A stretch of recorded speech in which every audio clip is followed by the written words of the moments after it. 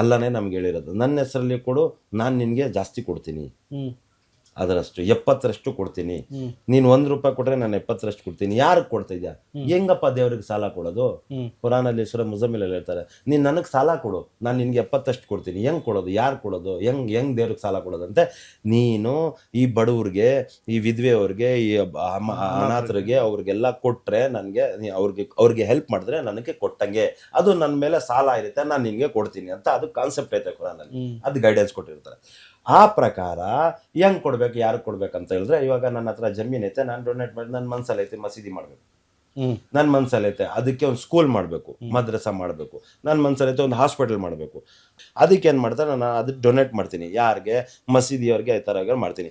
ಒಬ್ಬರು ಒಂದು ಕಮಿಟಿ ಆಗಬೇಕು, ಒಂದು ಮಸೀದಿ ಒಂದು ಕಮಿಟಿ ಅಂತ ಇರುತ್ತೆ. ಅವ್ರಿಗೆ ಇದು ಜಮೀನ್ ಇರಲಿ, ದುಡ್ಡು ಇರಲಿ, ಏನೋ ಮೂವೇಬಲ್ ಪ್ರಾಪರ್ಟೀಸ್ ಇರಲಿ, ಇಮ್ಮೂವೇಬಲ್ ಪ್ರಾಪರ್ಟೀಸ್ ಇರಲಿ, ಅದನ್ನ ಕೊಟ್ಟರೆ ಅದನ್ನೆಲ್ಲ ಬೈತುಲ್ ಮಾಲ್ ಅಂತ ಹೇಳ್ತಾರೆ ನಮಗೆ ಲ್ಯಾಂಗ್ವೇಜಲ್ಲಿ. ಅದೆಲ್ಲ ಪ್ರಾಪರ್ಟಿ ಬಂದ್ಬಿಟ್ಟು ಅದು ಈಕ್ಬಿಟ್ಟು ಅದರಿಂದ ಶ್ರೀಮಂತರಿಂದ ಕಲೆಕ್ಟ್ ಮಾಡಿಬಿಟ್ಟು ಬಡವ್ರಿಗೆ ಹೆಂಗೆ ತಲುಪಿಸ್ಬೇಕು ಅಂತ ಅದೊಂದು ಕಾನ್ಸೆಪ್ಟ್ ಮಾಡ್ತಾರೆ. ಇದೇ ಕಾನ್ಸೆಪ್ಟ್ ಮೇಲೆ ವಕ್ಫ್ ಬಂದಿರೋದು. ಇದನ್ನು ಹ್ಯಾಂಡಲ್ ಮಾಡೋದು ಯಾರು? ವಕ್ಫ್ ಬೋರ್ಡ್. ವಕ್ಫ್ ಬೋರ್ಡ್ ಏನಂತ, ಅದು ಇವಾಗ ಗೌರ್ಮೆಂಟ್ ಆರ್ಗನೈಸೇಷನ್ ಆಗಿಬಿಟ್ಟಿದೆ, ಅದೇ ಒಂದು ಸಪ್ರೇಟ್ ಡಿಪಾರ್ಟ್ಮೆಂಟ್ ಆಗಿಬಿಟ್ಟಿದೆ. ಯಾರ್ಯಾರು ಇವಾಗ ಆ ಪುರಾತನ ಕಾಲದಿಂದ, ರಾಜರ ಕಾಲದಿಂದ 1400 ವರ್ಷಗಳಿಂದ ಹುಜೂರ್ ಮೊಹಮ್ಮದ್ ಸಲಾ ಸಲಂ ಇದ್ದಾರಲ್ಲ, ಅವರಾದ್ಮೇಲೆ ಅವ್ರದ್ದೆಲ್ಲ ಅಲ್ಲಿಂದ ಬಂದಿತ್ತೆ, ರಾಜರು ಅವರೆಲ್ಲ ಬಂದಿತ್ತೆ. ಇವಾಗ ಇಷ್ಟಂತ ಲ್ಯಾಂಡ್ ಇರುತ್ತೆ, ಆ ಲ್ಯಾಂಡ್ನ ಇದೆಲ್ಲ ವಕ್ಫ್ ಕೊಟ್ಟು ಅದೊಂದು ಒಂದು ದೊಡ್ಡ ಮಟ್ಟಕ್ಕೆ ಒಂದು ಇಷ್ಟು ಅಸೆಟ್ ಆಗೈತೆ. ಇಂಡಿಯಾದಲ್ಲಿ ಕ್ಯಾಲ್ಕುಲೇಟ್ ಮಾಡಿದ್ರೆ ಸೆಂಟ್ರಲ್ ರೈಲ್ವೆ ಐತಲ್ವಾ, ರೈಲ್ವೆಕ್ಕಿಂತ ಜಾಸ್ತಿ ಪ್ರಾಪರ್ಟಿ ವಕ್ಫ್ ಬೋರ್ಡ್ ಅಷ್ಟೇ. ಅದು ಯಾರ್ದು ಪ್ರಾಪರ್ಟಿ? ಮುಸ್ಲಿಮ್ರ ಪ್ರಾಪರ್ಟಿ, ಮುಸ್ಲಿಮ್ರಿಗೆ ಹೋಗ್ಬೇಕು. ಮುಸ್ಲಿಮ್ರ ಪ್ರಾಪರ್ಟಿ ಅಲ್ಲಾಹಗೆ ಡೊನೇಟ್ ಮಾಡಿದ್ರು, ಅಲ್ಲಾಹನ ಪ್ರಾಪರ್ಟಿ ಅದೇ ಅಲ್ಲಾಹನ ಬಂಧೆಗಳಿದು ಇವ್ರಿಗೆ ಮುಸ್ಲಿಮ್ಗಳಿಗೆ ಬರಬೇಕು. ಯಾರಿಗೆ ಬರಬೇಕು, ಹೆಂಗೆ ಬರಬೇಕು, ಅದನ್ನು ಕರೆಕ್ಟಾಗಿ ಕ್ಯಾಲ್ಕುಲೇಷನ್ ಮಾಡಬೇಕು. ಅದಕ್ಕಾದಂಥ ಲಾ ಮಾಡಿದ್ದಾರೆ, ವಕ್ಫ್ ಆ್ಯಕ್ಟ್ ಮಾಡಿದ್ದಾರೆ, 1955 ಆ್ಯಕ್ಟ್ ಮಾಡಿದ್ದಾರೆ. ಆಮೇಲೆ ತಿರ್ಗಾ ಮನೆಯೆಲ್ಲ ಅಮೆಂಡ್ಮೆಂಟ್ ಆಯಿತು ಇದರ ನಡುವೆ. ಇವಾಗ ನಿಮ್ಮ ಪ್ರಶ್ನೆ ಏನು? ಪ್ರಾಪರ್ಟಿ ಎಲ್ಲಿ, ಯಾರು, ಹೆಂಗೆ, ಏನು ಯೂಸ್ ಮಾಡಬೇಕು? ಪ್ರಾಪರ್ಟೀಸ್ ಇರುತ್ತೆ, ಮೂವಬಲ್ ಪ್ರಾಪರ್ಟೀಸ್ ಇರುತ್ತೆ, ಇಮ್ಮೂವಬಲ್ ಪ್ರಾಪರ್ಟೀಸ್ ಇರುತ್ತೆ. ಮೂವಬಲ್ ಪ್ರಾಪರ್ಟೀಸ್ ಅಲ್ಲೊಂದು 5 ಎಕರೆ ಜಮೀನು, ಅಲ್ಲೊಂದು 10 ಎಕರೆ ಜಮೀನು, ಅಲ್ಲೊಂದು 50 ಎಕರೆ ಜಮೀನು, ಅದೆಲ್ಲ ಐತೆ. ಐಡೆಂಟಿಫೈ ಮಾಡಿಬಿಟ್ಟು ಲಕ್ಷಾಂತರ ಸ್ಕ್ವೇರ್ ಫೀಟ್ನಲ್ಲಿ ಇದೆಲ್ಲ ಜಾಗಗಳಿದೆ, ಅಲ್ಲಿ ಅಲ್ಲಿ ಅಲ್ಲಿ ಅಲ್ಲಿ ಅಲ್ಲಿ ಅಂತ. ಪ್ರತಿಯೊಂದು ಡಿಸ್ಟಿಕಲ್ಲಿ, ಪ್ರತಿಯೊಂದು ಸಿಟಿಯಲ್ಲಿ, ಪ್ರತಿಯೊಂದು ಸ್ಟೇಟ್ನಲ್ಲಿ, ಎಂಟೈರ್ ಕಂಟ್ರಿಯಲ್ಲಿ ನಮ್ಮದು ಇದು ವಕ್ಫ್ ಪ್ರಾಪರ್ಟೀಸ್ ಐತೆ. ಇವಾಗ ಅದರಲ್ಲಿ ಏನು ಜವಾಬ್ದಾರಿ ಐತೆ, ಏನು ಮಾಡ್ತಾ ಇಲ್ಲ, ಆ ಪ್ರಶ್ನೆ ಬರುತ್ತೆ. ವಕ್ಫ್ ಬೋರ್ಡ್ಗೆ ಅಂತ ಹೋಗ್ಬಿಟ್ಟು ಒಂದು ಪ್ರಾಪರ್ಟಿ, ಇದು ವಕ್ಫ್ ಪ್ರಾಪರ್ಟಿ, ವಕ್ಫ್ ಐಡೆಂಟಿಫೈ ಮಾಡುತ್ತೆ. ಈ ಪ್ರಾಪರ್ಟಿ ನಾನು ಡೊನೇಟ್ ಮಾಡಿದೆ ನಿಮಗೆ, ನಾನು ಈ ಪ್ರಾಪರ್ಟಿ ಡೊನೇಟ್ ಮಾಡಿದ್ಮೇಲೆ ಅದು ವಕ್ಫ್ ಐಡೆಂಟಿಫೈ ಮಾಡುತ್ತೆ. ಅದು ತಾನಾಗಿ ಅದು ಗಿಫ್ಟ್ ಇದು ಮಾಡ್ಕೊಳ್ಳುತ್ತೆ, ರಿಜಿಸ್ಟರ್ ಮಾಡ್ಕೊಳ್ಳುತ್ತೆ, ಅದು ಗೆಜೆಟ್ ನೋಟಿಫಿಕೇಶನಲ್ಲಿ ಹಾಕ್ಕೊಂಡ್ಮೇಲೆ ಅದು ಪ್ರಾಪರ್ಟಿ ಬಂದ್ಬಿಟ್ಟು ವಕ್ಫ್ ಆಯಿತು. ತಿರ್ಗಾ ನಾನು ಕೊಟ್ಟವನು ನಾನು ವಾಪಸ್ ತೊಗೊಳಕ್ಕಾಗಲ್ಲ. ಇದು ಕಾನ್ಸೆಪ್ಟ್. ಅದು ಕೊಟ್ಟಮೇಲೆ ಅದನ್ನು ಕರೆಕ್ಟಾಗಿ ಉಪಯೋಗಿಸ್ಬೇಕು, ಕರೆಕ್ಟಾಗಿ ಬೆನಿಫಿಟ್ ಆಗಬೇಕು. ಅದೇನು ಮಾಡ್ತಾರೆ ವಕ್ಫ್ ಬೋರ್ಡ್ ಅಂತ, ಈ ಥರ ಲಕ್ಷಾಂತರ ಎಕರೆ ಜಾಗದಲ್ಲಿ ಅವ್ರು ಏನು ಮಾಡ್ತಾರೆ, ಅದರಲ್ಲಿ ಡೆವಲಪ್ ಮಾಡಬೇಕು.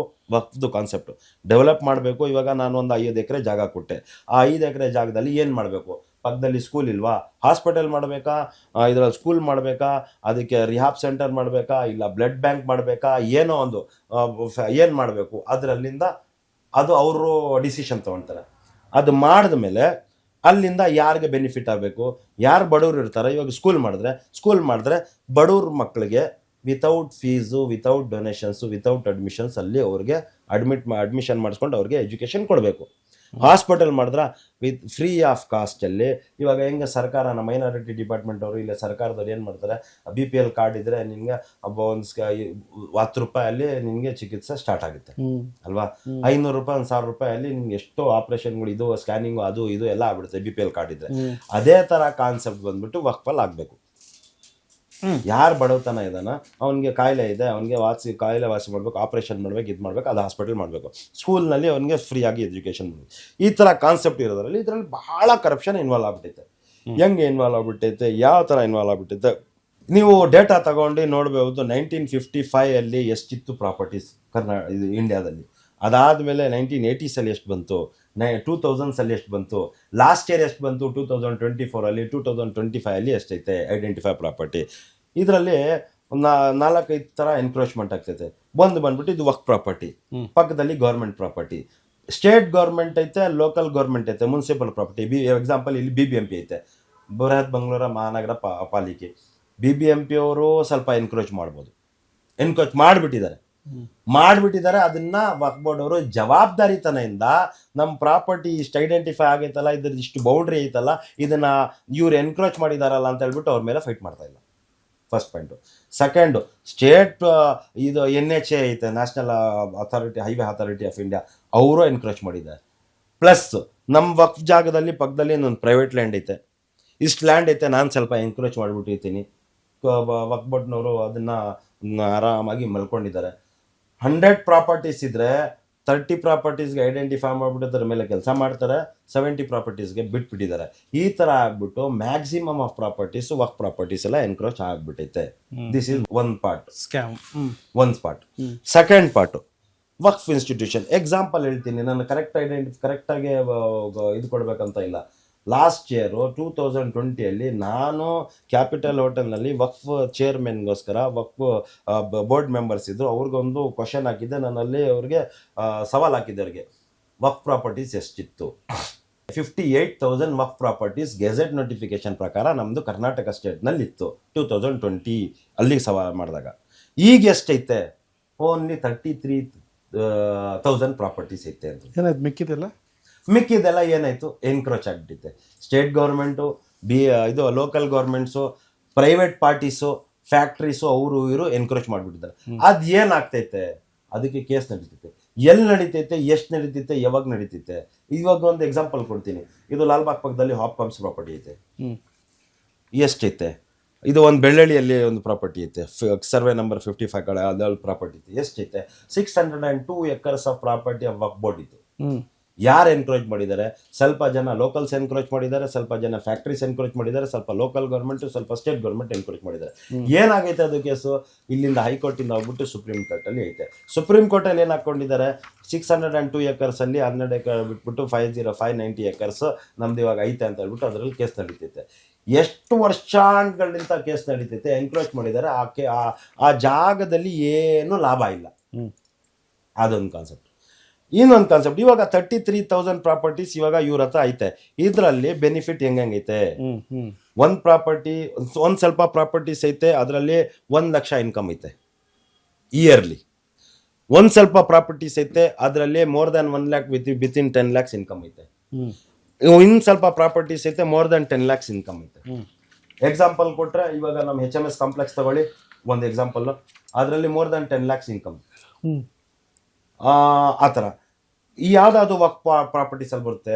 ಒಂದು ಮಸೀದಿ ಬರುತ್ತೆ, ಒಂದು ಬರಿಯಲ್ ಗ್ರೌಂಡ್ ಬರುತ್ತೆ, ನಮ್ಮದು ಇದು ಮಶಾನ ಅಂತ ಇರುತ್ತೆ, ನಮ್ದು ಬರಿಯಲ್ ಗ್ರೌಂಡ್ ಬರುತ್ತೆ, ಮತ್ತು ದರ್ಗಾಸ್ ಬರುತ್ತೆ, ಮತ್ತು ಬೇರೆ ಬೇರೆ ಇನ್ಸ್ಟಿಟ್ಯೂಷನ್. ಇಲ್ಲಿ ನೀವು ಕನಿಂಗಾಮ್ ಕ್ವೀನ್ಸ್ ರೋಡಲ್ಲಿ ಹೋದರೆ ಇದು ಆರ್ಫನೇಜ್ ಹೋಮ್ಸ್ ಅಂತ ಐತೆ, ಆಮೇಲೆ ಭಾಳ ಕಾಲೇಜಸ್ ಐತೆ, ಇನ್ಸ್ಟಿಟ್ಯೂಷನ್ಸ್ ಐತೆ, ಭಾಳ ಅಷ್ಟಿದೆ. ಡೆವಲಪ್ಡು ಐತೆ, ಅನ್ಡೆವಲಪ್ಡು ಐತೆ. What is the concept of the? For example, ಇವಾಗ ಒಂದು ಕಾಂಪ್ಲೆಕ್ಸ್ ತಗೊಳ್ಳೋಣ, ಇಲ್ಲಿ ಹೋಗೋಣ ನಾವು, ಶಿವಾಜಿನಗರ ಕಡೆ ಹೋಗೋಣ, ಇದು ಕಮರ್ಷಿಯಲ್ ಸ್ಟ್ರೀಟಲ್ಲಿ ಹೋಗೋಣ, heart of the city. Commercial ಸ್ಟ್ರೀಟಲ್ಲಿ ಒಂದು ಮಸೀದಿ ಐತೆ, ಲಬಾಬಿನ್ ಮಸ್ಜಿದ್ ಅಂತ ಐತೆ, ಅದಕ್ಕೆ ಒಂದು ಟ್ರಸ್ಟ್ ಐತೆ. ಅದರಲ್ಲಿ ಎಷ್ಟು ಬರ್ತೈತೆ ಇನ್ಕಮು? ಪ್ರತಿ ತಿಂಗಳು 70 to 80 ಲ್ಯಾಕ್ಸ್ ಅಪ್ರಾಕ್ಸಿಮೇಟ್ಲಿ ಇನ್ಕಮ್ ಐತೆ ಪ್ರತಿ ತಿಂಗಳು. ಆ್ಯನ್ಯುವಲ್ಲಿ ಎಷ್ಟಾಯಿತು? ಅಕ್ರಾಸ್ 8 crores ಆಯಿತು. 1 crore ಆಯಿತು ಅಕ್ರಾಸ್. 80 ಲಕ್ಷದಿಂದ 1 ಕೋಟಿ ರೂಪಾಯಿ ಆಯಿತು. ಹೆಂಗದು ಇನ್ಕಮು? ಹೆಂಗಂತ ಹೇಳಿದ್ರೆ, ಇವಾಗ ಒಂದು ಮಸೀದಿ ಐತೆ, ಅದ್ರ ಪಕ್ಕದಲ್ಲಿ ಇದೈತೆ, ಇದು ಅಂಗಡಿಗಳೈತೆ, ಅಂಗಡಿ ಐತೆ, ಕಾಂಪ್ಲೆಕ್ಸ್ ಐತೆ, ಅದೆಲ್ಲ ಐತೆ. ಇದು ಇನ್ಕಮ್ ಎಲ್ಲ ಎಲ್ಲಿಗೆ ಬರಬೇಕು? ಅಲ್ಲಿಗೆ ಬರಬೇಕು, ಮಸೀದಿಗೆ ಬರಬೇಕು. ಆ ಮಸೀದಿಗೆ ಬಂದಮೇಲೆ ಅದು ಮ್ಯಾನೇಜ್ಮೆಂಟ್ ಮಾಡೋದ್ಯಾರು? ಮಸೀದಿಯಲ್ಲಿ ಒಂದು ಎಲೆಕ್ಷನ್ ಆಗುತ್ತೆ, ಆ ಟ್ರಸ್ಟ್ ಮ್ಯಾನೇಜ್ ಮಾಡುತ್ತೆ. ಇದರಲ್ಲಿ 8 lakh rupees 80 lakh rupees ಆ ಥರ ಇನ್ಕಮ್ ಬಂದರೆ, 70 to 80 lakh rupees approximately income ಬಂದರೆ, 1 ಕೋಟಿ ಚಿಲ್ಲರೆ ನೀವು ಒಂದು ವರ್ಷಕ್ಕೆ ಇನ್ಕಮ್ ಬಂದರೆ, ಇವಾಗ ರೋಲ್ ಏನು ಇದರಲ್ಲಿ? According to the Waqf act, 7% of the annual income should be deposited to the Waqf board. 7% ಯಾರಿಗೆ? ವಕ್ಫ್ ಬೋರ್ಡ್ಗೆ ಡಿಪಾಸಿಟ್. 2.25% ಅಲ್ವಾ? ಇಲ್ಲ, 7%. ಯಾಕದು? ಅದು ಲಾ ಇರೋದು, ಕಮರ್ಷಿಯಲ್ ಯಾವುದೇ ಇರಲಿ, ಲಾ ಇರೋದು. ವಕ್ಫ್ ಪ್ರಾಪರ್ಟೀಸ್ ಅಲ್ಲಿ 7% of the annual income after deducting the charges, expenditure ಎಲ್ಲ ಹೋಗ್ಬಿಟ್ಟು 7% ವಕ್ಫ್ ಬೋರ್ಡ್ಗೆ ಆಗಬೇಕು, 93% ಇಲ್ಲಿ ಉಳಿತು. ಇವಾಗ 1 ಲಕ್ಷ ಹಾಕೊಂಡ್ರೆ 1 ಕೋಟಿ ರೂಪಾಯಿ ನಮಗೆ ಆನ್ಯುವಲಿ ಇದು ಸೇವಿಂಗ್ ಆಗಿದ್ರೆ, ಎಕ್ಸ್ಪೆನ್ಸಸ್ ಎಲ್ಲ ಇದ್ಬಿಟ್ಟು 1 ಕೋಟಿ ಸೇವಿಂಗ್ ಆದರೆ 7 lakh rupees ಅಲ್ಲಿಗೆ ಹೋಗುತ್ತೆ, 93 lakhs rupees ಇಲ್ಲಿ ಉಳ್ಕೊಳ್ಳುತ್ತೆ. ಗೊತ್ತಾಯ್ತಾ. ಈ ತರ 1 lakh ಇನ್ಕಮ್ ಅಷ್ಟು ಒಂದ್ ಸ್ವಲ್ಪ ಪ್ರಾಪರ್ಟೀಸ್ ಇದೆ, ಒಂದು 30% ಪ್ರಾಪರ್ಟೀಸ್ ಇರ್ಬೋದು 1 lakh ಇಂದ ಕೆಳಗಡೆ. ಒಂದು 30% ಪ್ರಾಪರ್ಟೀಸು 1 lakh to 10 lakhs ಐತೆ. ಒಂದು 40% ಪ್ರಾಪರ್ಟೀಸು ನಿಮಗೆ 10 lakh ಆ್ಯಂಡ್ ಅಬೌವ್ ಇನ್ಕಮ್ ಐತೆ. ಈ ಥರ ಹೇಳ್ಬಿಟ್ಟು 33,000 ಪ್ರಾಪರ್ಟೀಸು ಆ್ಯನ್ಯುವಲ್ ಇನ್ಕಮ್ಮು ಅಪ್ರಾಕ್ಸಿಮೇಟ್ ಎಷ್ಟು ಕೋಟಿ ಇರ್ಬೋದು? ನಾನು 2020 ಕ್ಯಾಲ್ಕುಲೇಟ್ ಮಾಡಿದಾಗ 3,300 crores rupees of income, annual income for the work board ಅಂತ ಬರುತ್ತೆ. ಗೊತ್ತಾಯ್ತಾ. ನಾನು ನಮ್ಮ ಫುಲ್ ಟೀಮೇ ಇದ್ರ ಮೇಲೆ ಕೆಲಸ ಮಾಡಿ 3,300 crores of Karnataka state income of the work properties.